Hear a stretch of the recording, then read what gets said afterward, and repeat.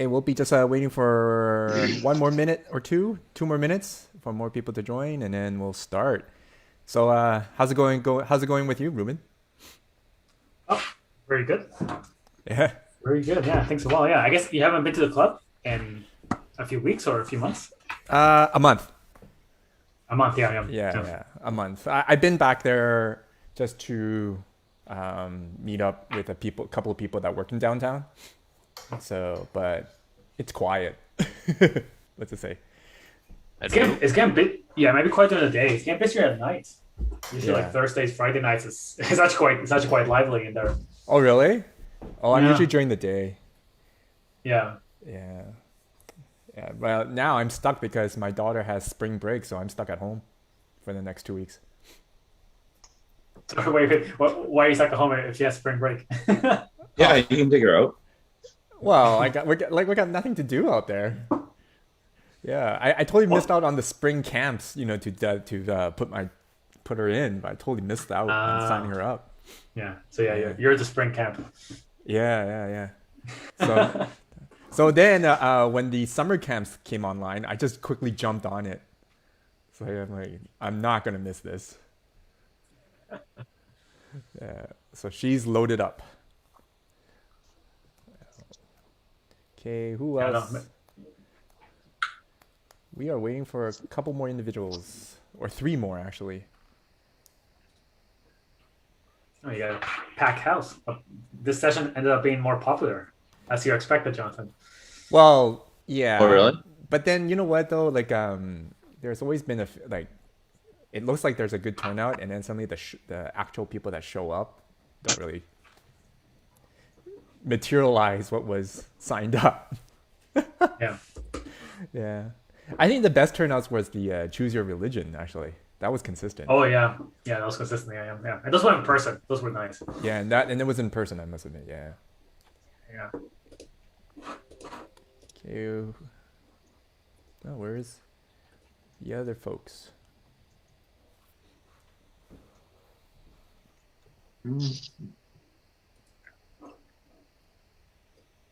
Give it another 2 minutes.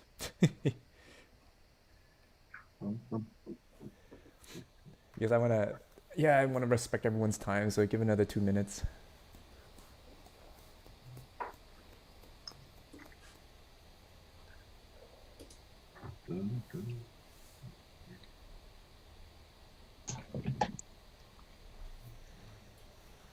Hmm.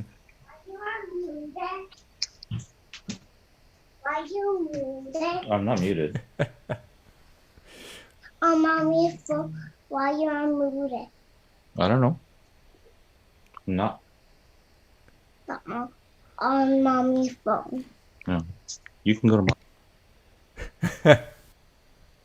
The perils of working from home. Oh, God. Um, okay, how many folks do we have now? Oh, all right. Okay. Let's start. Welcome, everyone, to a Terminal City Club lunch exchange. My name is Jonathan Chan. I am a member at the Terminal City Club, and uh, I host these lunch exchanges. I think for about 3 years now. As long as I can remember, actually.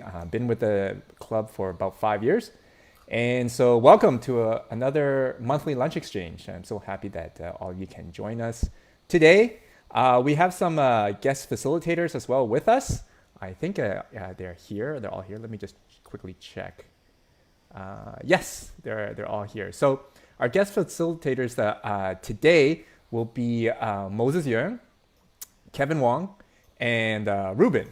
And so they'll introduce themselves as we move along.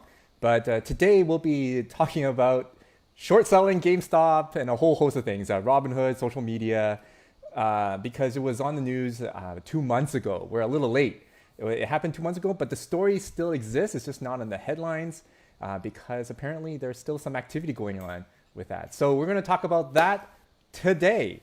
And so before we begin, I just want to make sure that everyone sees the PowerPoint. Does everyone see the PowerPoint? Just if you don't, just let me know through a message or something. but it should be shared on your screen, hopefully.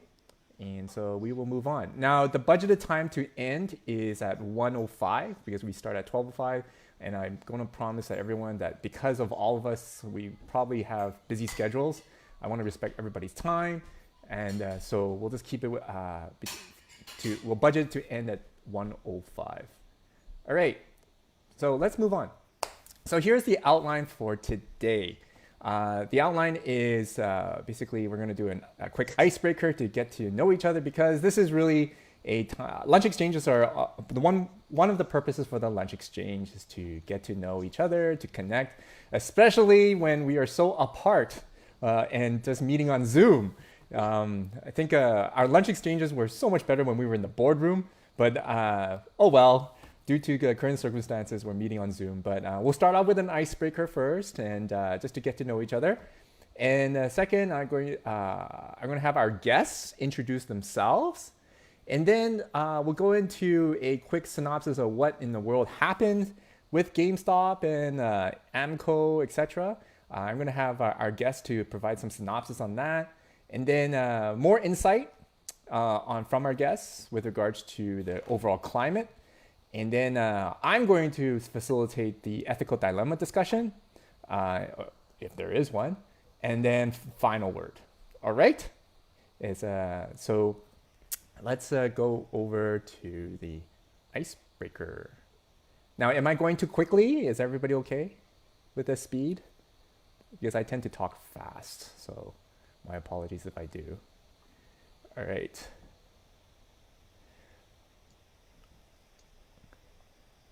Okay, so basically, the icebreaker is tell us your name and just a fun fact about yourself lately. So your name, and a fun fact about yourself. So I will start just to kick it off and to not set the standard bar so high. My name is Jonathan, as I told you guys, and the one fun fact about myself is that I have started practicing the piano again. And I'm dusting off some of my diploma music and some harder music and realized that my fingers are not as flexible as they used to. And amazingly enough, I break out a sweat mid-flight of my piece. So hence, I realized how much work I have left to make up for. So yes, a fun fact about myself is that I started practicing piano again. Who's next? Who would like to introduce themselves? I'll go next. Okay. So I'm Ruben, and I've been at the club now for 2 years. I think I attended most of the lunch exchanges in the past year and a half, virtual and in person. And a fun fact about myself is, I think I used this last time, but I love pandas. So if you have anything that's panda related, you can definitely send that over. Maybe one day we'll do a lunch exchange on pandas and similar animals. I think pandas are amazing. If one day I get to hold a panda, I think you can do that in China and some other places. That'd be incredible. That's a really cool fun fact. I think I have a friend that loves penguins. That's another one. So, yeah. Thank you, Ruben. Who else wants to take it a go? I guess we have to get this over with, right? And Dan Marsman, I don't know how long I've been a member, maybe 4 years. I don't know how fun it is, but I guess I have an obsession with trying to keep tropical plants alive during the winter. That's a challenge. I don't know if that's fun, but it is. For me, it's a challenge. Yeah. But it's a fun fact. You're keeping tropical plants. Yeah. That's really Looks great in the summertime, but wintertime, I'm out there monitoring a little greenhouse with them all trying to survive. So do you do a makeshift greenhouse, or do you actually have a big shed like a? No. Just a little 5x5 I put up just for the winter. Oh wow! So you're like shielding it. I got So it looks nice in the summer, but it's winters are interesting. This one was easy. Mm-hmm. This winter. You should share some pictures if you can later. Well, not now, but yeah. Okay. Thank you, Dan. Who's next? Great. Yeah, sure. I'll go. I'm Elmira. Sorry. Go ahead, Elmira. I was just thought it was an easy transition. Being my fun fact is not that I can keep plants alive because mine are not doing well. So if you have any tips, please. I'm Elmira. I've recently joined the club, and this one of my clients. I'm a PR and communications consultant, and one of my clients is actually a crypto exchange, a legit crypto exchange.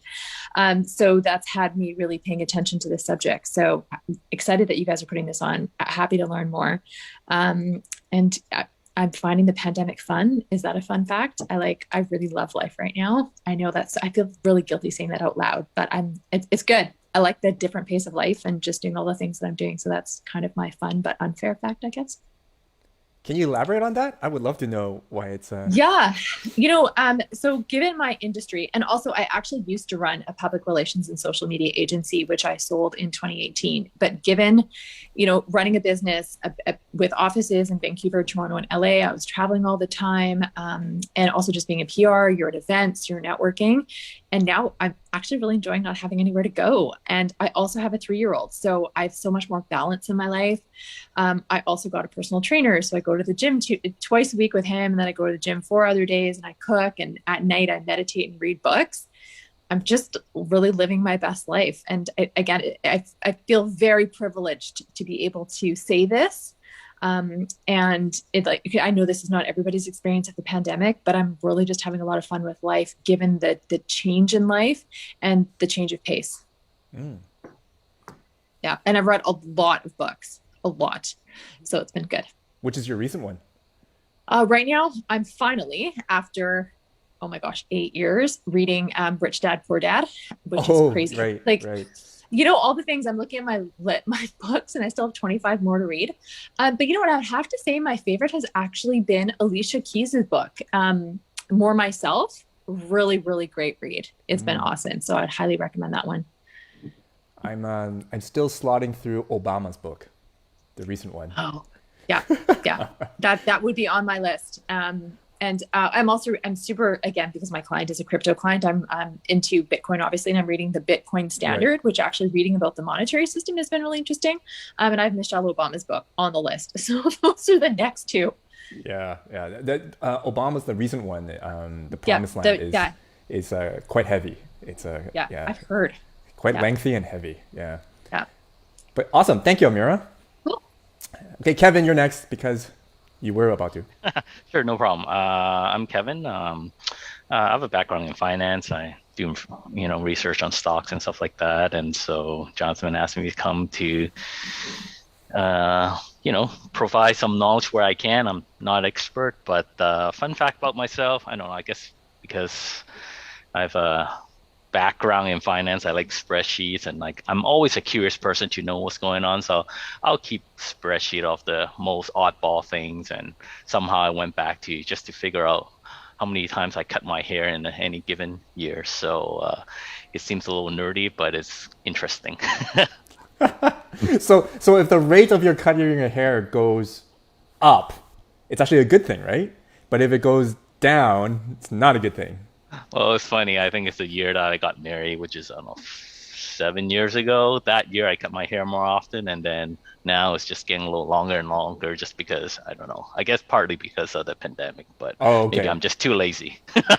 Well, as long as it's not the reason of less hair to cut.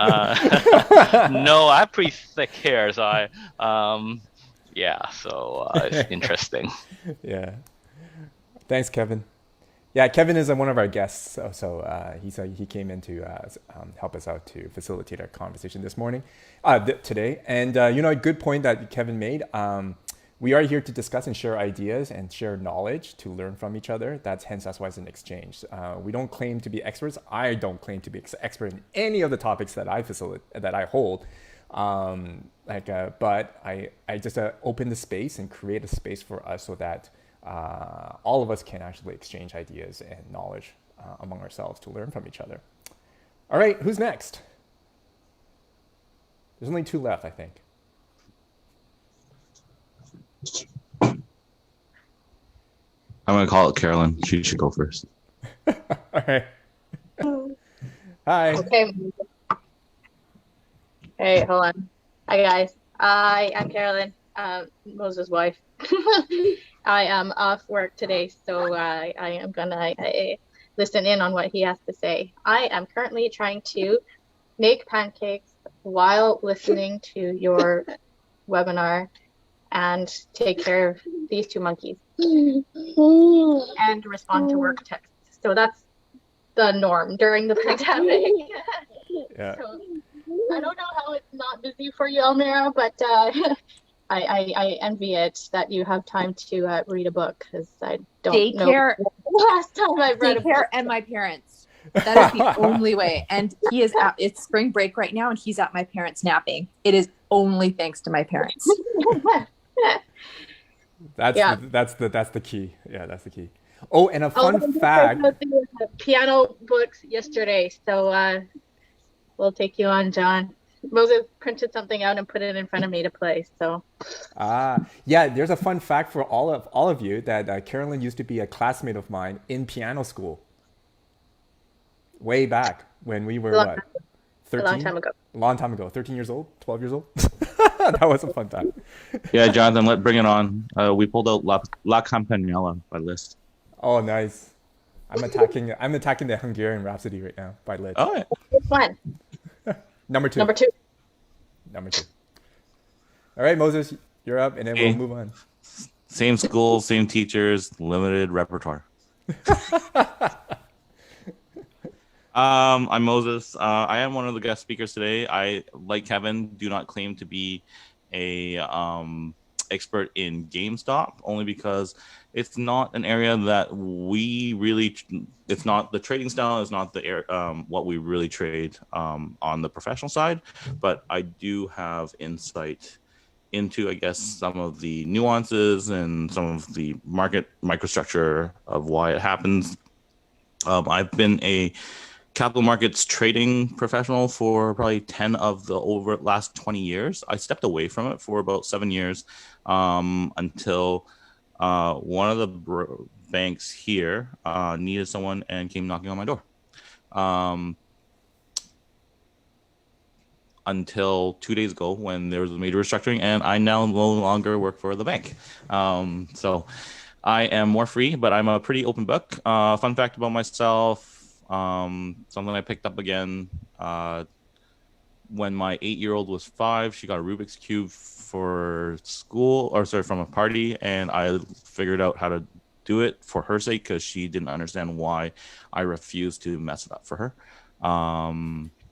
So I picked it up again after not having done it for quite a bit. I can still do it under 3 minutes, but nothing close to being a speed cuber. 3 minutes? That's still good. Yeah, I think I was doing it at 2, but that was my peak. But yeah, I can't put all that effort into memorize all the algos. Oh, jeez. Yeah. All right. That's an interesting fact, actually. Okay. All right. Thank you, everyone. Well, welcome, everyone, for this lunch exchange, and thank you for sharing a fun fact about yourselves. And now we get to know a little bit more about each other. So let's move on. The guests already introduced themselves, but Ruben, can you elaborate on what you do?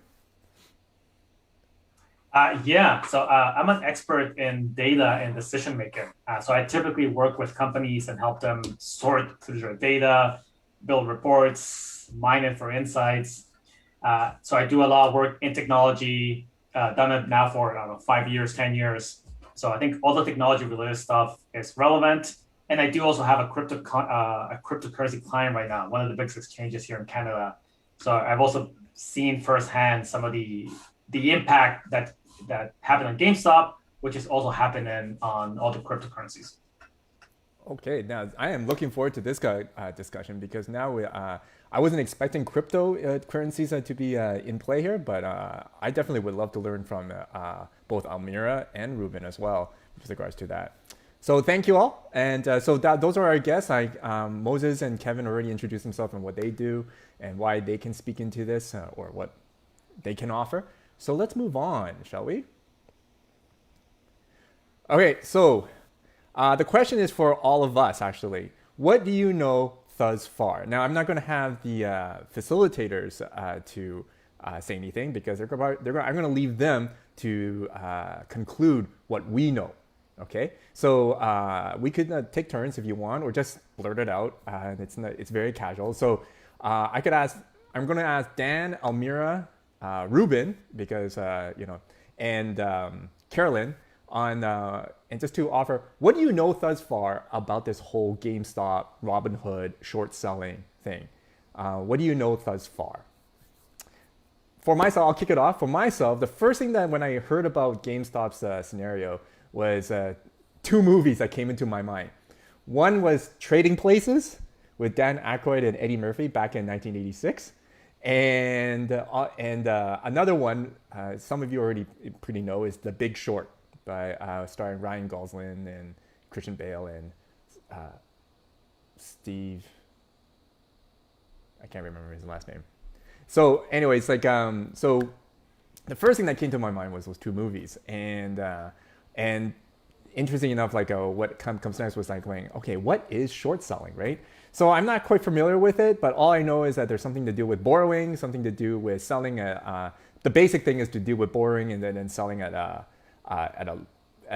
hopefully the stock goes down and and then when you have to buy it again, you buy it low so that you make that margin. So that's all I know. And then the next thing I knew about GameStop scenario was that there was a bunch of people on social media called Reddit, and they knew about that there's a lot of these short sellers short selling this stock, their beloved stock, GameStop. And so the one guy or two, I can't remember, gathered up a bunch of people, knew that there was going to be a bunch of short sellers predicting that GameStop stock is going to fall because it's overvalued. And they just bought tons of it and increased the price to the stratosphere, apparently. And I can't remember by how much percent, like 400% or something. And a lot of the hedge fund managers who were shorting it lost a lot of money.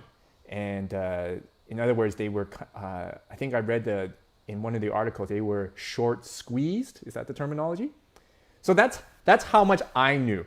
And so very layman, very novice. I just read it, and because I'm more into the whole ethics side, a lot of questions in my mind came up going, now, is that really ethical? Like, what is short selling anyway? Is it ethical? And also, the Reddit guys, are they doing anything unethical here? So that's what my questions are. So how about you guys? What do you know thus far? Like, what did you read? What were some highlights? And what do you want to know more of? I'll leave it up to you guys here.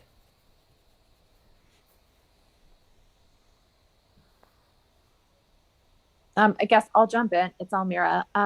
Why I'm so interested in this is that I actually don't understand how they managed to pull off short selling. And it's, in my mind, ethically, it's not a good thing, but I get that they get away with it and Wall Street gets away with it. But I'm actually on a couple of WhatsApp chats of Stock Watch and Crypto Watch. And the guys in my group actually started chatting about it and what was going down. So I joke that parenthood keeps me in my bubble. I don't know what happens in the world sometimes. So it was thanks to these guys that I saw that I knew something was happening, and that it was the people on Reddit who were there was the stock was available. And again, this is like such a basic understanding that I have of this is that they were talking about the stock and about how the hedge funds were short selling it, and they were getting super mad about the whole thing, essentially that and ANC. And then understanding the fallout and everything. And then in the larger picture, again, because I work with a crypto client, is the president of the company was explaining about, DeFi, decentralized finance, the bigger impacts in the bigger world and about crypto. But for me, it comes down to the basic of wanting to understand more about short selling and how this even happened in the first place. And then super happy that people were standing up to this bad practice. Okay, thank you, Almira. Yeah, we're going to talk about a little bit about the whole, I guess the ethical side of things on the short selling. Anybody else want to chime in? Dan, Carolyn, what do you guys know thus far? Or Ruben? Sure, yeah, I'll jump in. So I've been actually watching the Wall Street Bet subreddit grow over the past couple of years. Reddit is one of the few sites I visit consistently. So I've seen their influence grow, and it was still surprising, of course, to see their impact outside in the real world, not just in an online community. Other than that, I've been watching, of course, the sell-on and the up and down. I think GameStop is still technically going up and down. It's still quite volatile. I'd probably be mostly interested in the ethical side of things and the ethical discussion behind short selling, and of course what happened with the individual investors. Right. Thank you, Ruben. Okay, I got a comment for people that have strong feelings about short selling. Before they should try it, and then spend some time shorting, and then you'll have a different view of it. Yeah, like thank you, Dan. Yeah, exactly. I think that's why Kevin and Moses are here. To just offer a more maybe another opinion on it. Yeah, because right now I agree with you, Dan. It's like at this moment the current media or media stream, if you're not reading Business Week or Economist, the current media is actually demonizing the short sellers. Right.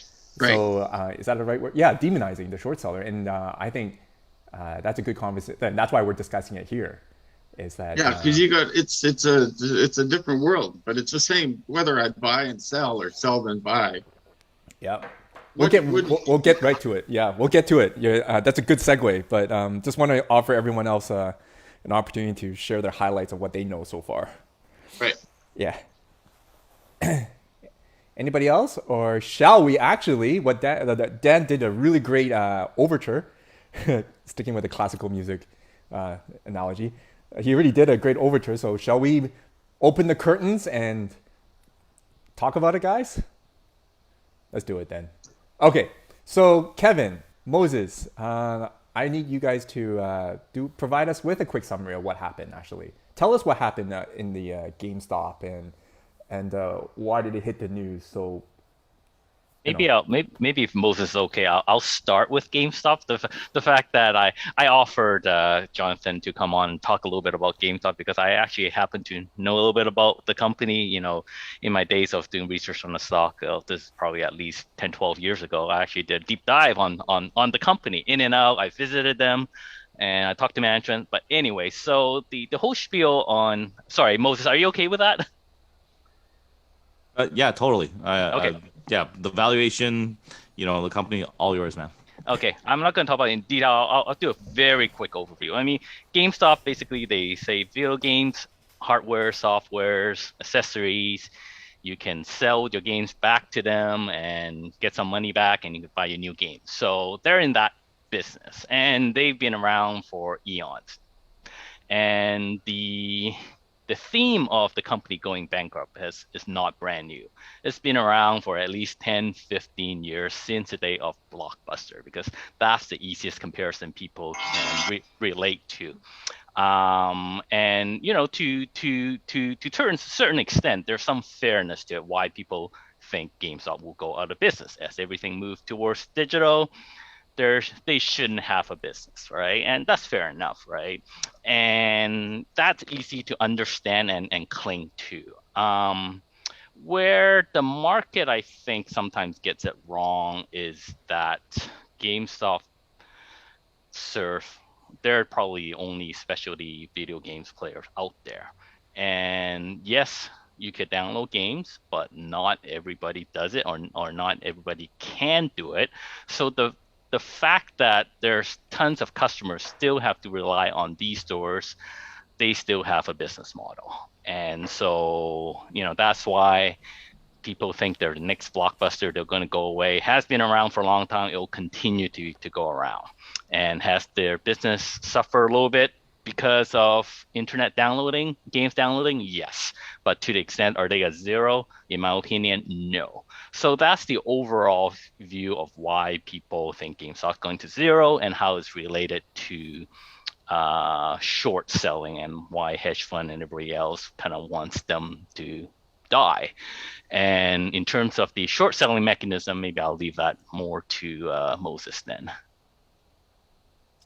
Yeah, I'm gonna plug in some questions for you, Kevin. There, yes, that thesis has not been going away. But having said that, people thought DVD rentals, in your Blockbuster analogy, were not going away, right? GameStop does have a lead in that position. But having said that, if you look at the newer consoles, they are the games are getting so big that they are only really downloadable.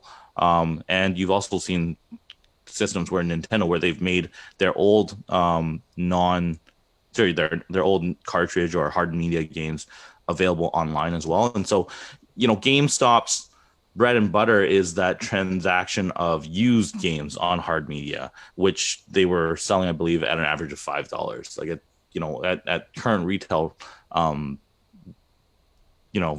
G&A, like expenses, like store expenses, like that gets to be pretty hard to continue fueling, especially in a dying industry. Like it may be a slow death, but Yeah, it absolutely, is eventually going away. Yeah, absolutely. I think there's that the thesis stands, and how fast or that will happen is nobody really knows. The I guess the bulls and the bear will continue to argue, right? Yes, download games are available. I think the last few generation of games are probably at 60 to 80 gigs, and now they're like 120, right? So how long does it take to download a game? Are you better off buying it? So it depends on the situation, where you live. Are you in a big city? Do you have fast internet or not? And one can argue, right, in US, good amount of population still doesn't have fast enough internet to download these games, but we can argue, go back and forth. What people don't realize, GameStop stores are small. Their leases are like 1 to 3 years on average. They can close stores very quickly. As Moses says, as when they need to close store, they should continue to close stores. And so it's this put and take to see, okay, their business model is under attack. Can they somehow reinvent themselves, and how long do they have? Are they at zero today? No, not in my mind. But what is that then is arguable. Yeah. So what happened then? Like now that we know who GameStop is, why are they on the news then? I think go ahead, Moses. I think the reason why they're on the news was the magnitude of the short squeeze that they underwent. So a couple things you guys alluded to was short selling. Short selling is, to make money, you go long a stock, right? So the premise of making money in stocks or in any security is you buy low, sell high, right? Hoping in the hopes that what you've bought you think is going to grow or do better, and or is mispriced, and so you are buying it now in the hopes that it's worth more later on. Now, you can take a separate view, right? So you can sell it if you don't believe in the story anymore, but you can also make money by selling high, buying low. The term short means that you don't own the security, because technically it's impossible to sell first if you don't own it first, right? But I think some people think short selling is what causes stocks to go down, and I think that's a misnomer, because just because you take a view doesn't mean it's going to happen. And if you the price of stock is based on supply and demand, and so if there's more buyers than sellers, then the stock goes up. If there's fewer buyers than sellers, then the stock can go down.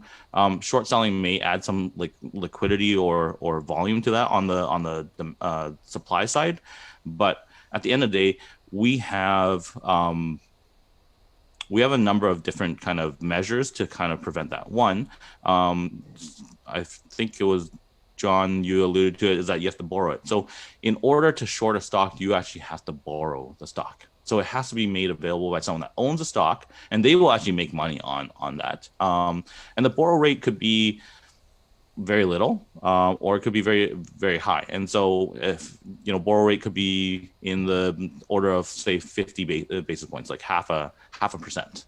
And so whoever's shorting the stock has to pay that on a daily basis or weekly basis, but on a 2% or 0.5% annualized. When the stock gets very, very shorted and there's less liquidity going around, it can get very high. So if you look at in the height of the volatility of the cannabis coming to market, some of the borrow rates were 300%. So in order to short a $10 stock, you'd have to pay $30 in interest a year in order to short it. And so the costs of short selling are not zero. And those are one of the measures in place to kind of limit the extent of short selling. And then the other thing is in certain places, certain marketplaces have implemented what's known as the uptick rule. So you can't just sell a stock or short a stock into the bid. The last trade has to be at least a tick, or in most cases a penny higher than the previous one before you can sell it. So it limits the extent of how short sellers, if they wanted to try and force the market, could continue to hammer the market down. Whereas a long seller or someone that owns a stock has no limits to how much they can push the stock down just by selling a lot in a short amount of time. Yeah, like they don't really need that. Yeah. They don't get squeezed, right? So, yeah. Yeah, so the squeeze comes also to margin requirements. So in order to short a stock, the theoretical loss of shorting a stock is infinity versus the theoretical loss of owning a stock. Because if you own a stock at $10 and it goes to zero, the max you can lose is what you've put into it, the $10.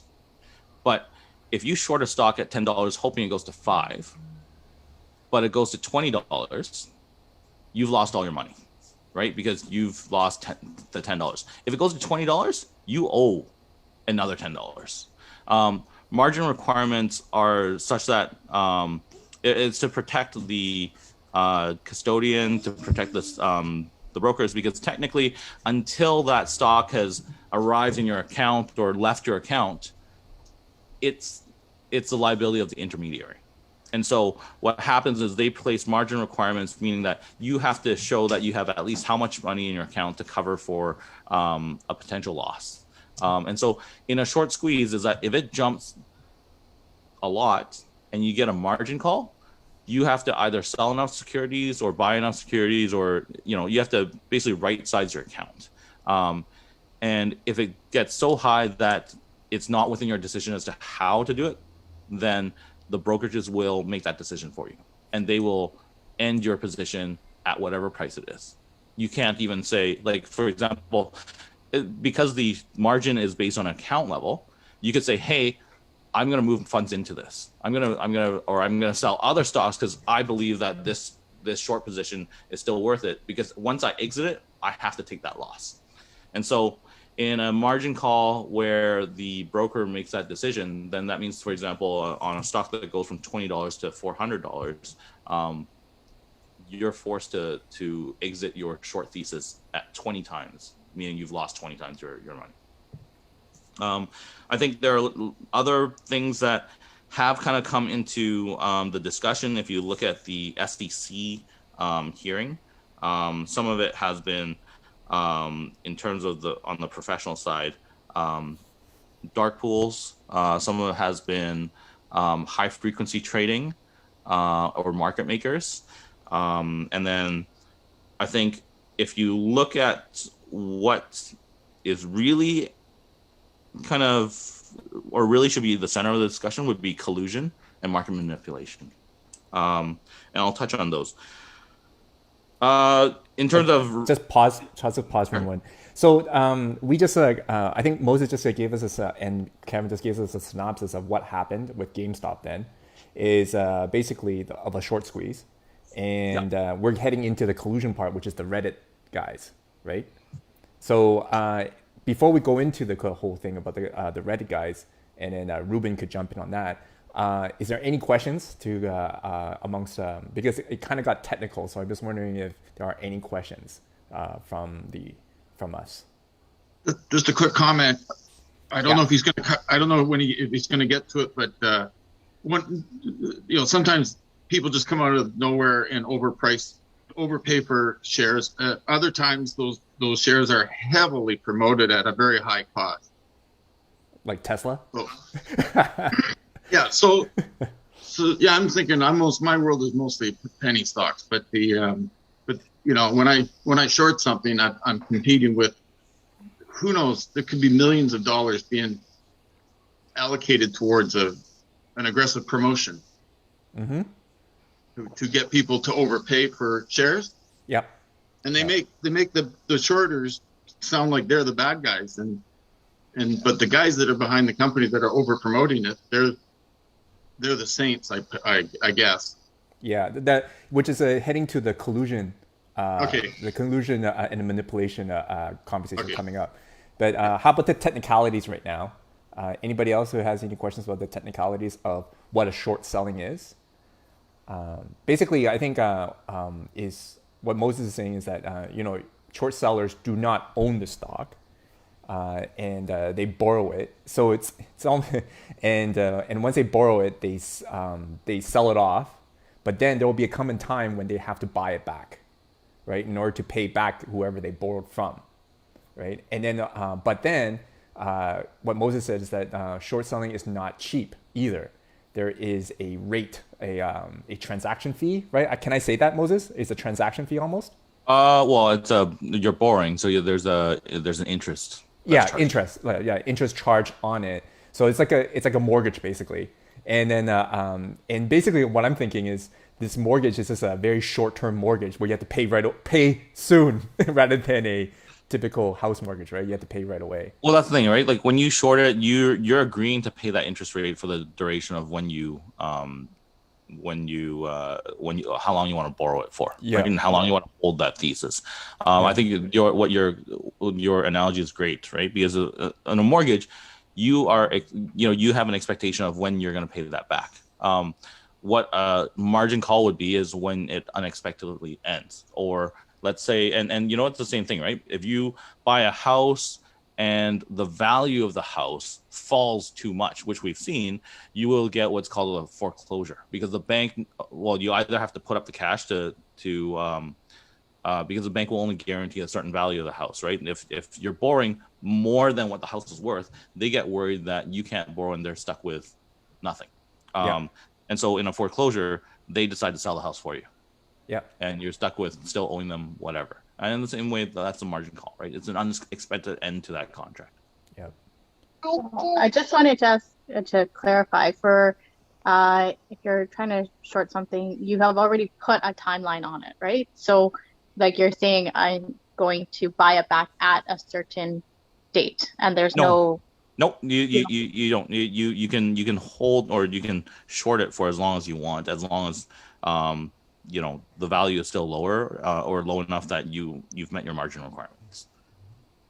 Yeah. Technically, if whoever you borrow from sells it, then you'd have to find a new borrow. I guess I'll add to that. I think Moses is saying that when someone enters into a short, they probably want to buy it back at some point in time. Say you short at $10, want to buy it back at $5. Is it a month, 6 months, 3 months? No, he or she may not even know, but it'll be a function of how much it costs to maintain that borrow, market condition, and stuff like that. And once you enter into that short, maybe someone wants to call back the short. You don't know that. So there's a lot of variations in between. So that's where, I think in this situation, the GameStop with all the volatility, it's almost like a perfect storm. Everything happened at the same time, which kind of create this huge squeeze that not nobody expected. Nobody sees to extend this happening. Right. Any other questions before we move on to the stuff that happened, like the collusion and the manipulation?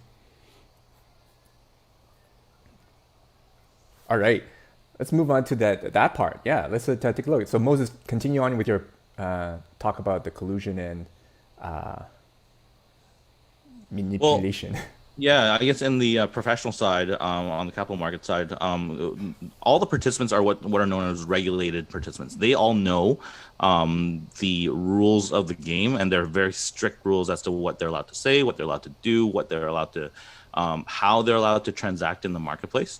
Like things like there's very strict rules as to if I've done work and I'm subject to non-public non-public information, I can't disclose that, and I cannot let that affect the way I trade. It happens all the time in my work, and There's also things that you're not allowed to do, such as manipulate the market. You're not allowed to go out there and pump a stock or promote a stock. And I think if you look at the provincial securities commissions or the SECs, those are the guys that get in the most trouble, right? Usually the hearings are with regulated professionals. They get brought in and they're like, okay, did you do this? Did you do this? Did you do it wrong? Did you break the rules? Usually retail guys that are not regulated, they don't, because they're not subject to those, or I mean, they're not expected to know the rules, right? Having said that, everyone knows that pumping and dumping a stock, collusion is wrong. Like, and in the regulated side, I think so far you've seen the most collusion being, in LIBOR, like guys that control the market, getting together and price fixing. Okay. Now, yeah. So here's a question for you then. Yeah. Okay, when you said about the regulated versus the retail, maybe just clarify that. Are you saying that the regulated ones are usually the ones with the high enough capital to do the stuff, and the retail ones are just these mom and paws, like little nickels and dimes type of thing? No, regulated ones are the ones that are professionals, as in like the ones that are. So on the sell side, they'd be the brokers. Oh, okay. On the buy side, they would be the fund managers, right? Guys that are educated in this. Not like your Robinhood app guy, like. No, it's guys that have a client. Okay. And you're regulated so that to protect the clients, right? Just like in real estate, the real estate brokerages are a self-regulated profession, but they're regulated because they want to make sure that the retail, the non-educated buyers and sellers are protected. Okay. Sorry, keep going. Just to clarify. I had a few comments here, if you don't mind, Moses. Yeah.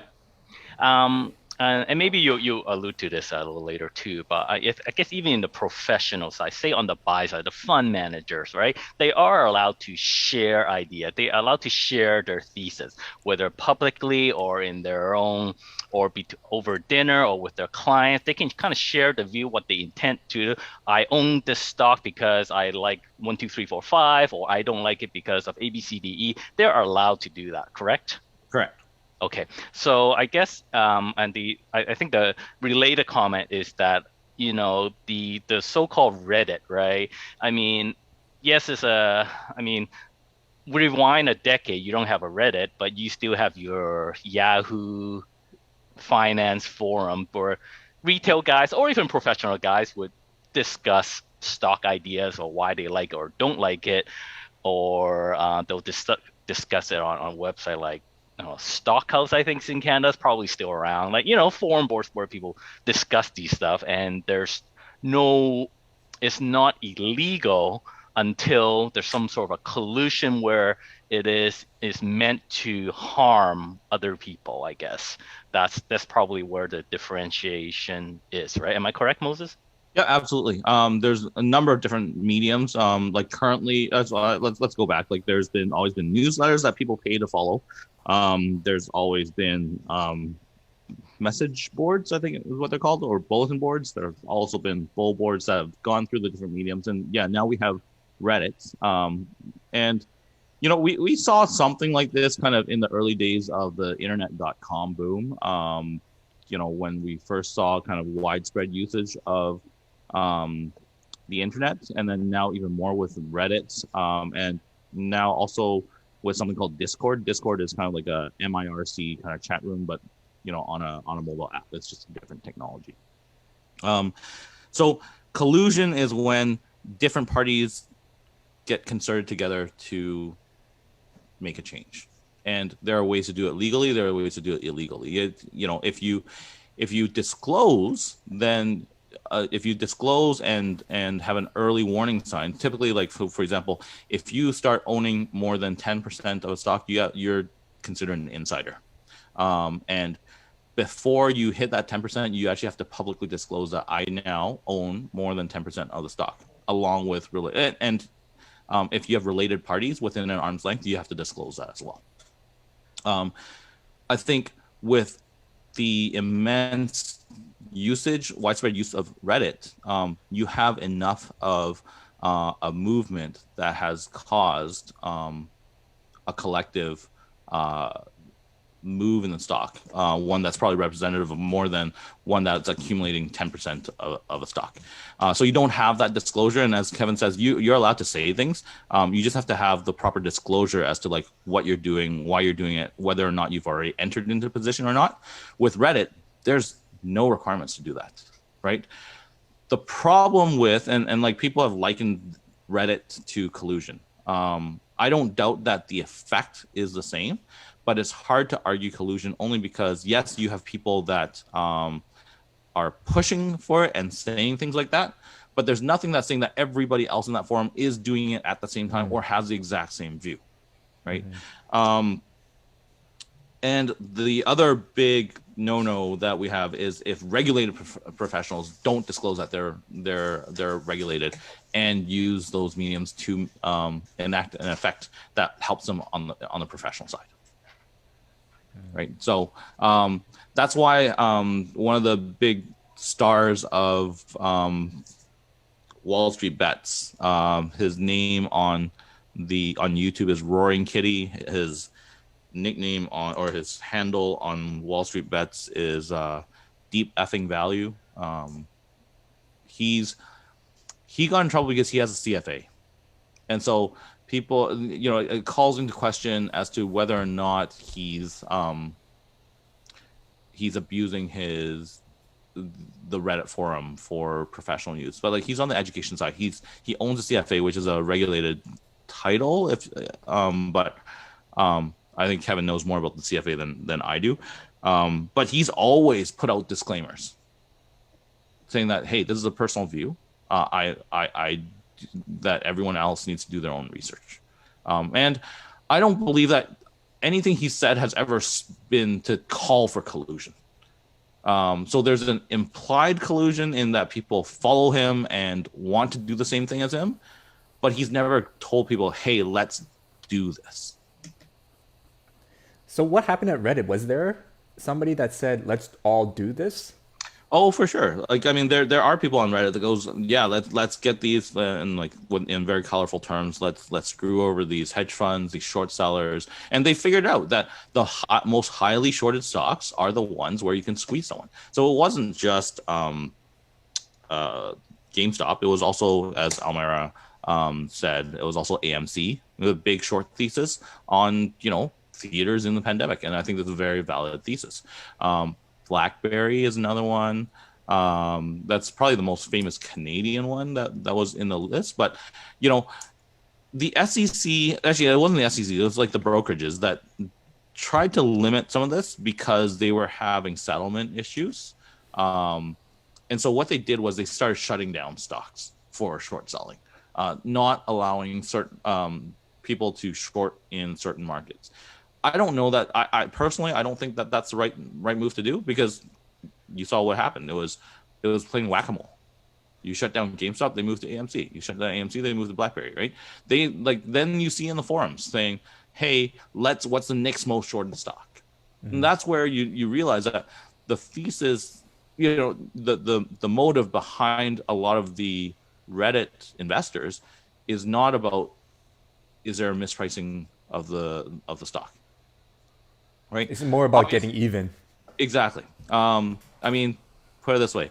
Prior to all this, GameStop was trading at what, $16, $17? It hit a peak of 483, like close of 483. Is there anything that's fundamentally changed to make it worth 20 times as much, 25 times as much? I don't think so, right? The CEO of GameStop prior to all this was worth $8 million. At his peak, he was worth over $1 billion. I'm sure if the CEO is probably trying to figure out how much he can sell his stock. But I think the SEC stepped in to do a hearing to try and figure out all this because, in my view, it's hard to prove the collusion, but they have to figure out a way, because what they have obliged themselves is to conduct fair and orderly markets. And I think anyone can agree that in all this, we did not have fair and orderly markets. I'll add a few comments here. Sure. After Kevin, After Kevin adds the comments, I wouldn't mind to have Ruben jump in because hey, Yeah, I this think is it will lead this- perfectly to it because I'll address Yeah. a little bit of like social media and stuff like that. Yep. I think, this Roaring Kitty person who started out all this, good intent. He find what he thinks is an undervalued stock, discuss it in publicly in a forum. Some buy it, some don't, and it's perfectly fine. And when I refer to the perfect storm, when everything happened, I think the Robinhood gang or Reddit started more like a second or third phase of this insanity, right? What started out as perfectly legitimate, if you can hate all the hedge fund you want, you can hate the shorts if you want, that's fine. You can create a short squeeze, right?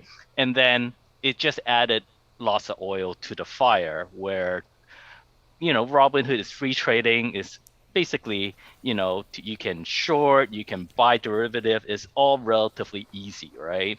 And it just added to the fire where it became a gambling to this group of I can't call them investor because they're speculators, right? Zero research. They basically go in and say, oh yeah, let's join the fund kind of thing. And I think that's where social media doesn't help. Not that they're the bad guys, but it doesn't help. Right. And so this probably kind of leads towards the next discussion, more like ethical social media issues then. Right. Ruben, it's yours now. The social media side. Yeah. So, I think that's a great summary overall. I think what's interesting about Wall Street bets, it's been around for something like 10 years or something. And it's clear that it's much more philosophical than on the fundamentals, as Kevin and Moses mentioned. They're not really looking at this is where the company might go. And I think after they sort of justify it, it's like, oh no, GameStop makes sense, it'll be around. But it was definitely much more emotional. And I mean, you imagine a lot of the people on it, right? Mostly young, they skew young. And, after the next stimulus bill, there was something like $3,000 that were given out in the US, right? So imagine you're like 20 years old, you get a couple $1,000, you don't really need the money. So their mindset was, they're broke, they might as well spend it in this once in a lifetime event of the GameStop. And it doesn't really matter where it goes. You don't care if you lose it or not. So you're going to stick around and maybe you'll keep buying.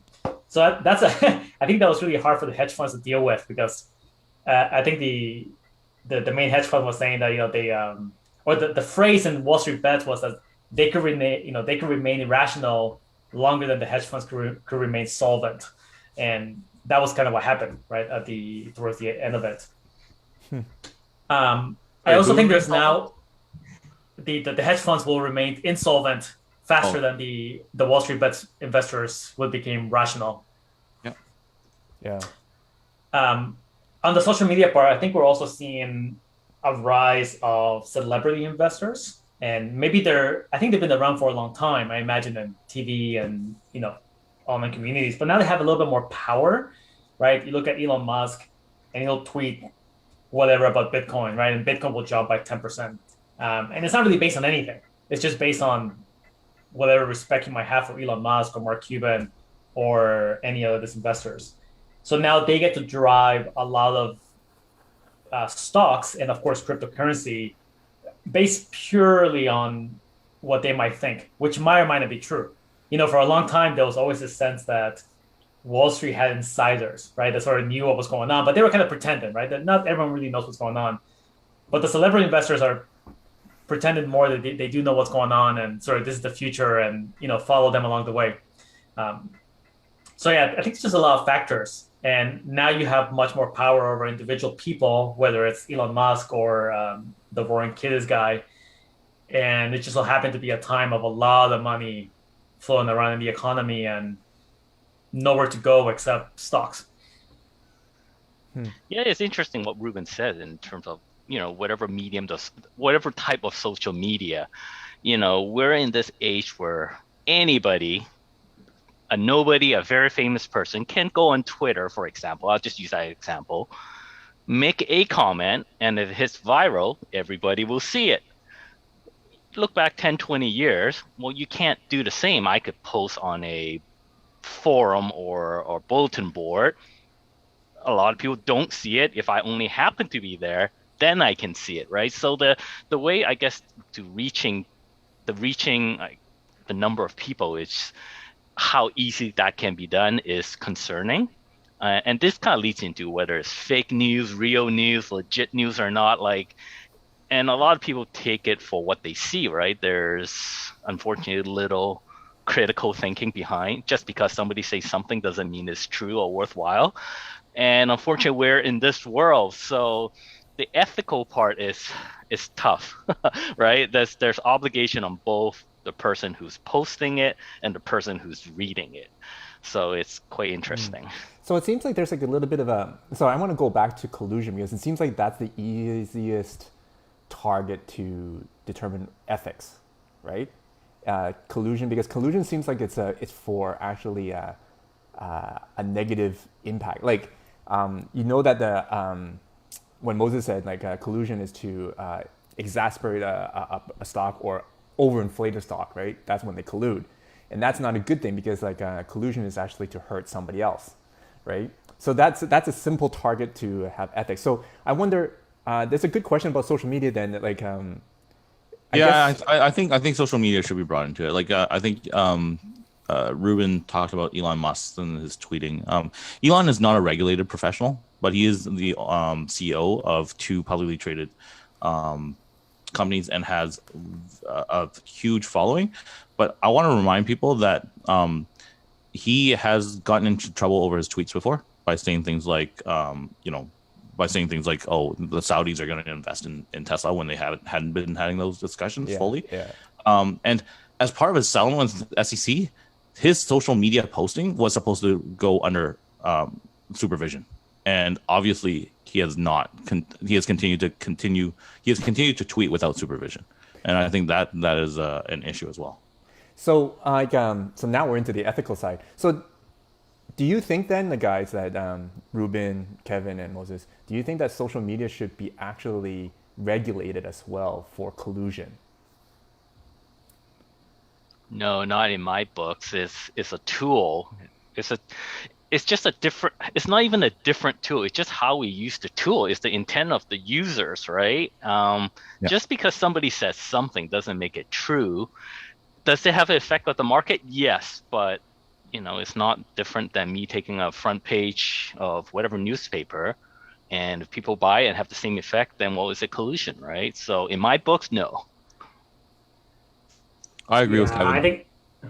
Oh, go ahead. I think it's tricky. Yeah, I was gonna say social media in general. Yeah, it'd be hard to regulate that for this. I mean, maybe individuals, as Moses or Kevin was saying.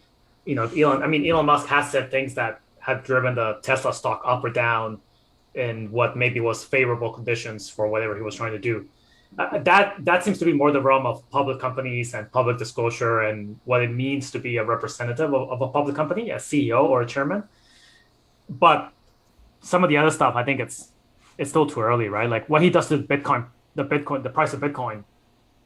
I mean, who knows? No one regulates that, and that's it seems to be more about, as a consumer, you might lose a lot of money, you might win a lot of money, who knows?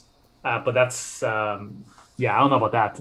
That's a trickier question. Yeah. No, we got 2 minutes left. Ready to go. Okay, sorry.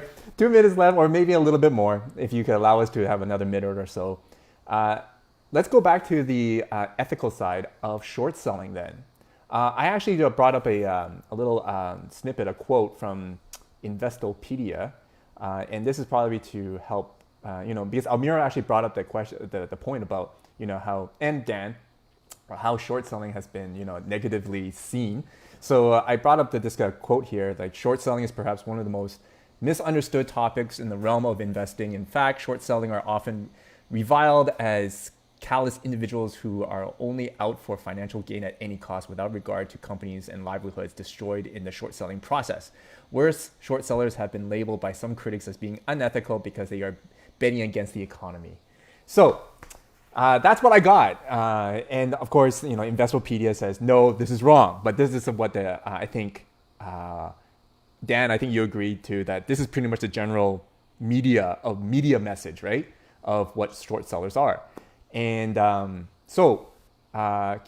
Kevin and Moses, like, what was your how do you see short selling, like, in principle, anyways? The concept of short selling, I don't have an issue with. Just like buying a stock, it's the exact reverse. And I think it's the intent on and how you go about doing it by market participant where it gets into trouble.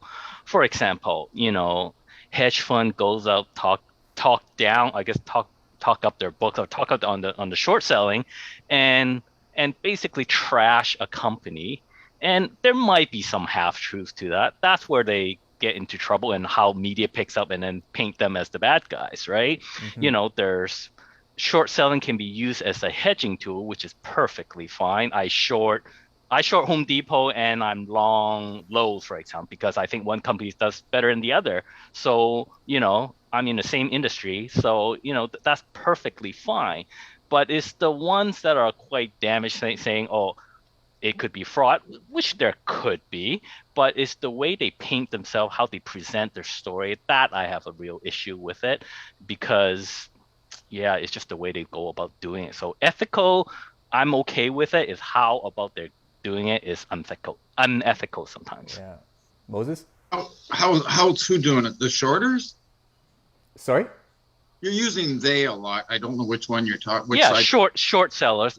Certain short sellers, how they present themselves, how they present their idea, and skew some of the facts. Sometimes there's certain participant has issue. I have issues with skewing facts. See, I mostly deal in the smaller companies, and man, I'll tell you, when they're promoting something, I see them all the time take a 20 center to $2, and the company's worth 5 cents. Sure, yeah. To me, it happens on both sides, both long and short, right? And so because Jonathan's question is why the media paint them such a bad picture. Right. Well, it's in a way how they behave, how they present their shorts. How do they present their shorts? So you're talking a very small select group, probably. You group them all as you're saying how they present themselves. Most of the time they're very stealth. They're shorting, they're not doing anything. They just play. Well, for example, right? Like the reason why people, industry group gets a bad rep because of limited number of participants. That's how it typically goes.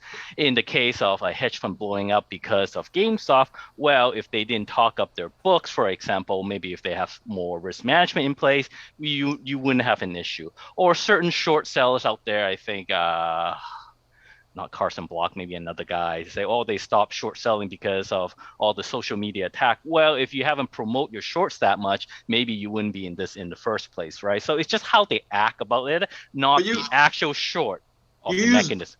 Yeah, you use they a lot, and I think you're using one case like GameStop, which is a very unusual case. I would venture to say 99% of the short sellers are very stealth. They don't say anything. They're not doing it. They just make a bet on the stock. They think the stock has been overpriced for some reason or other. And sure, yeah, that's why I say it's a perfectly shorting is a good mechanism as hedge management, or you have a short-term view. If you do it stealthily, like you said, as I said, there's no issues with it, right? That's how I started my answers. I have no issue with short selling. Right. Yeah, I think to round it off, this is how I understood Kevin's present argument is that short selling is just a tool. There's nothing wrong with the tool. It's the intent of using the tool. And some folks just like going long, right? Some people over promote and overvalue a stock that it's does not, even based on fundamentals, it doesn't make sense for the stock to be that high, but it's because of what Moses said, celebrity investors, right? So I think what Kevin is saying is that the reason why short sellers have gotten through a bad rap is case in point, this movie right here, right? And other promoters are people who have this type of propaganda. So hence that's why we have this this negative view of short sellers. It's because of just a minority people that tend to be on the news, and that's all. And so I just want to conclude this meeting with just one thing. Wait, can I add? Go ahead. Can I? Yeah, sure. Okay. Go ahead. I was going to say conclude with a final word from somebody, and if that somebody is you, go for it, Moses. Oh, okay. My view on short selling, I don't have a problem with it. I don't have a problem with short selling. I don't have a problem with Reddit. I don't have a problem with any of these mediums. I think it's a part of public speech. Your right to free speech. I think it's different. It's no different than taking a long position. Just the opposite. At the end of the day, short selling is the same as selling. Just being able to sell before you buy. And I think that just like I think everyone should have the right to disseminate information.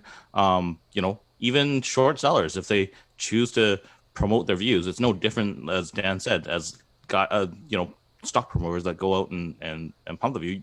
You just have to know who you're talking about, who you're talking to or reading from.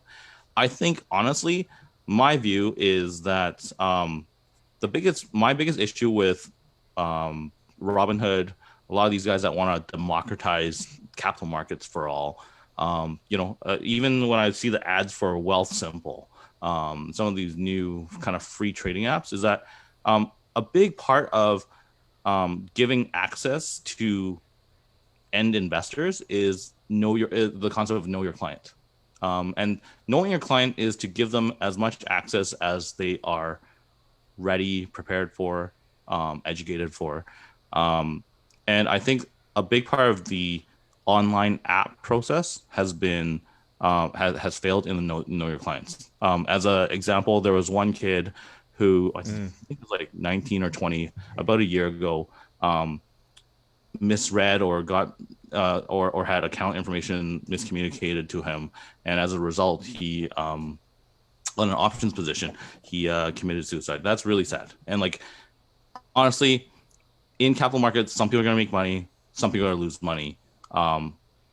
If you know what you're getting yourself into, then that's fair, right? I mean, it's no different than our gambling ads for BC Gaming, right? Know your limit, play within it. But the problem is with a lot of these apps, where you just kind of click through on an application, you can open up a leverage margin account. You can open up a short selling account, which is leverage. You can open up an options trading account, which also is leverage. And even if you took out short selling, and the options market allows you to take a short position. And whenever you talk about leverage, you are in a world where you can lose more than you had. And I think that these apps are doing a disservice by letting people click in. Like honestly, even prior to these apps, right? Like if you want to open up an options trading account, all you have to say is how many years of experience do you have in trading options? And I could lie and write 5 or 10 years and be given an options account. The amount of due diligence for opening for a vendor to open an account for the individual investor is getting lower and lower, and I think that's a huge disservice to the industry. And I think that's where the ethical side of things come into play then. Absolutely. Can I just ask one quick question? Yep. So, in The Big Short, were the guys shorting the villains, or was it the other guys? These guys were shorting the housing. The housing. They were, and what were they trying to do? They were trying to expose one of the biggest frauds in history. That's right. Yeah. Okay. So were the shorters the good guys or the bad guys? That's funny because at the end of the movie, he was the Steve Carell's character was actually in a dilemma, right, of whether he should make money or not, or sell his shorts or not, right? Right. And it was interesting because he gains. But the big fraudsters were the other side, though. That's right. Yeah, that's right. I think which is what it is many times. Dan brings up a big point. Like I think Carson Block, Muddy Waters was famous for really exposing Chinese companies originally. Yeah, had a lot of fraud, right? So the most famous one in Canada is Sino Forest, where everyone bought into it, thinking this was the largest like forestry land in China. And what they didn't realize was like when the auditors go over and they you're supposed to do an audit. So they find North American auditors to go over and audit their land. They're like, hey, this is our land. And they're like, okay, sure. Like, I mean, who's going to mark the borders? How do you know where the borders are? When you look over a mine and they're like, this is our mine. And one guy goes, I was just here like I think 2 years ago with another company, and they said this mine was theirs. They just kind of flipped the sign and changed the name on the sign. Like there is still a lot of fraud, right? And there are studies out there that have looked at whether or not short selling is not good for the markets. And by and large, if I've looked at all the technical studies, I think there were 3 classic ones. They have all concluded that 1, it helps expose fraud, and 2, that pricing of the valuation or pricing of the security is more efficient. Yeah. That's what I've read too. And I think for me personally, what I took from this is I concluded that, short selling is like long selling. It's like going long. It's like any tool. And I just use a simple example of a knife, right? One could use it to cut bread. Another could use it to kill somebody, right? It's a matter of the end user, of your client. What's he going to do with it, and how he's going to use it. And so I have nothing, personally, I don't have anything against short selling either, because I think it's a great tool to keep people honest, and also to just, like what Kevin used it for, to hedge against something else, right? And but I think like all tools, like social media, it can be misused. And like apps, it can be misused, and it could be the wrong intent. I think a lot of apps now these days, like Wealthsimple, they're just out to just make money. They're just out to just get the commissions to do the trade. They don't care about who it is. They just want the more trades. And they're just bookies. And so I think the unethical people are actually those guys who are right now exploiting the uneducated. And so hence, that's my final word. All right. So we are beyond the time. Almira, do you have anything else to add, or have you gained much more? No, this was awesome. Thank you so much. Okay. All right. So just a tag on what's coming up next month.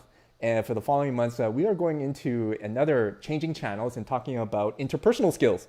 And we're going to base it on a book called Difficult Conversations. And so if you already read it, awesome. If you haven't, it's an old book. It's entitled Difficult Conversations by Douglas Stone. And you don't need to read it in order to prepare yourself for the TCC lunch exchanges. I'm just using this as just a guide to facilitate our discussions for the upcoming months. All right. Thank you all. And Thank you. And thank you so much, Dan. Thank you, Amira. Thank you, Kevin, Carolyn, and Moses, and Ruben left already. Have a wonderful weekend, and hope to see you next month on our next lunch exchange. Sure. Bye. Bye-bye. Everyone. Bye.